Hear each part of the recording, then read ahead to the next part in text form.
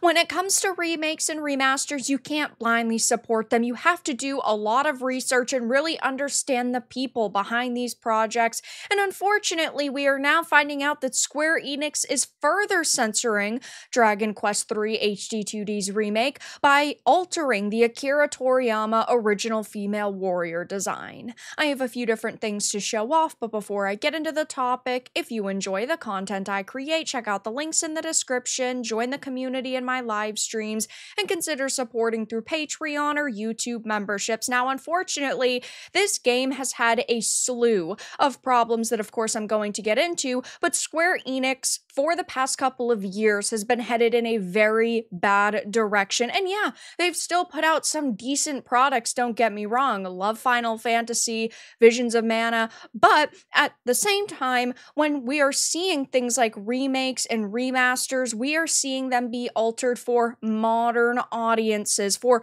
global audiences, as companies like Squeenix like to call them, which is complete and utter lunacy. This is a Bounding into Comics article. It says, in a move that feels especially egregious given the esteemed artist's recent passing, a new preview for Dragon Quest III HD2D has revealed that Square Enix will be censoring the franchise artist Akira Toriyama's original design for the game's female warrior. They had an opportunity to continue, of course, his work, his legacy, and to make a lot of money by respecting that legacy. It is so sad that he passed away. That didn't even happen that long ago. So you would think that they would say, wow, we need to take this as an opportunity to highlight some of his amazing work and really pay our respects. But instead, we're seeing costumes and characters be altered. And of course, I did previously talk about the, more gender neutral looks and replacing gender, which we'll get into in a minute. But it says, published on September 3rd by the way of a lengthy post made to the game's official Japanese language Twitter account, Square Enix's latest look at the upcoming remake sought to provide details regarding the ins and outs of the game's party system, which rather than teaming players with named protagonists like Dragon Quest or Final Fantasy, requires players to recruit generic class-based allies from the local pub. Now, to this end, said preview offered players a brief profile of each of the game's available classes, and, well, unfortunately, while most every class representative in the remake appears just as they did in the original 1988 release and every subsequent re-release of Dragon Quest III, this consistency does not extend to the female warrior. Originally, the purple-haired heroine originally charged into battle wearing little more than gloves, boots, a winged helmet, an armored brassiere, and a steel-plated loincloth. Of course, very iconic design.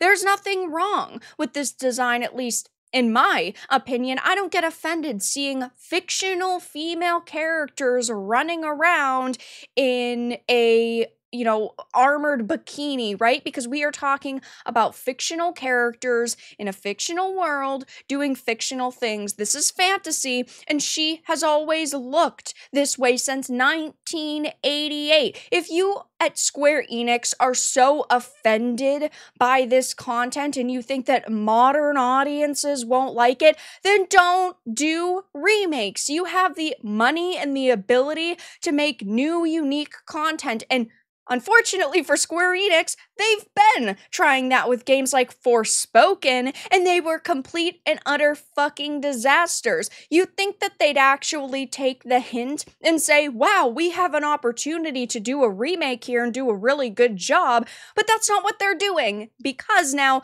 of course, she's got like these awkward shorts and this awkward Tifa Final Fantasy VII Remake-esque like sports bra underneath. It just looks so bizarre. I look at this and it doesn't even look good. Sometimes we do see character costume alterations, but they kind of make sense, and it at least looks like the developers put a little bit of time and effort into it. They put a little bit of thought, but this is just fucking weird. And of course, we have seen several problems with this remake.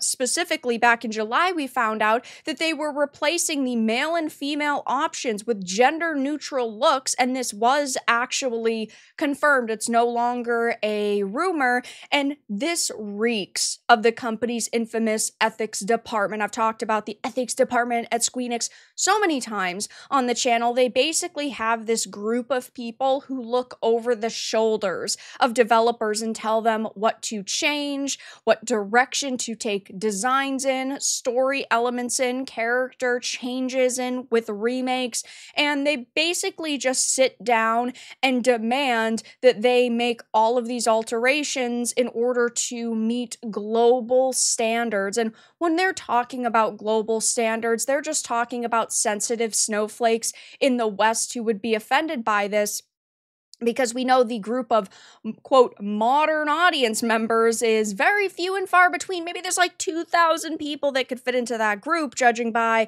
numbers for other games like Flintlock, The Siege of Dawn, Forspoken, Concord. The list goes on. But it just is so disappointing to hear that this once amazing company, instead of creating what made them amazing and allowing developers to create what they feel passionate about, they have this team looking over their shoulders and telling them what to do and what to change. And it's just so pathetic. Square Enix has not been the company that they once were. And I've mentioned this, I used to love Square Enix, and they do still have some amazing products that they put out. Do not get me wrong. Love Final Fantasy. I really enjoyed the first Final Fantasy remake. I was not the biggest fan of Rebirth. I thought that it was still pretty freaking good, but I just felt like it did not capture me the way that the first, part did. And Visions of Mana recently released, which was, of course, published by Square Enix. So there are still titles launching, but when I see things like this, it makes me not want to buy this remake because there is a slew of problems with it at this point. And back in 2022, we had heard that there were a lot of politicians actually going after Square Enix, and more specifically Dragon Quest. It says Japanese Communist Party condemns Dragon Quest series over, quote, gender stereotypes and excessive sexiness. So it seems that this is in line with the Communist Party complaining about this series. It seems like, judging by, smaller removals like gender and the addition of the extra pieces of clothing, which again look terrible, that Square Enix did bend the knee to these demands, hoping maybe these politicians would actually end up leaving them alone and stop targeting this game series. I mean, yes, it's been roughly 2 years since these complaints were initially made and they condemned the Dragon Quest series, and in 2 years you can make a lot of smaller changes to games like this. And I always have to point this out, even though yes, individually these are smaller instances of censorship and alterations, it creates a really big pile. And when you look at all of the things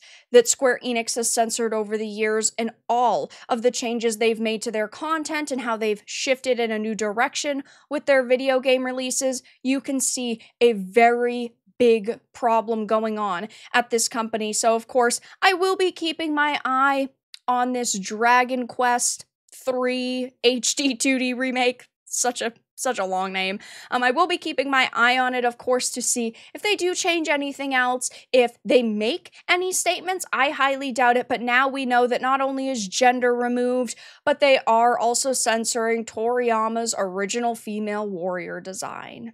But that's all that I really had to discuss in this video. Let everyone know your thoughts in the comments below. If you enjoyed this, give it a like, and if you didn't, give it a dislike. I appreciate your support either way, but I will talk to you all again in the next video really soon.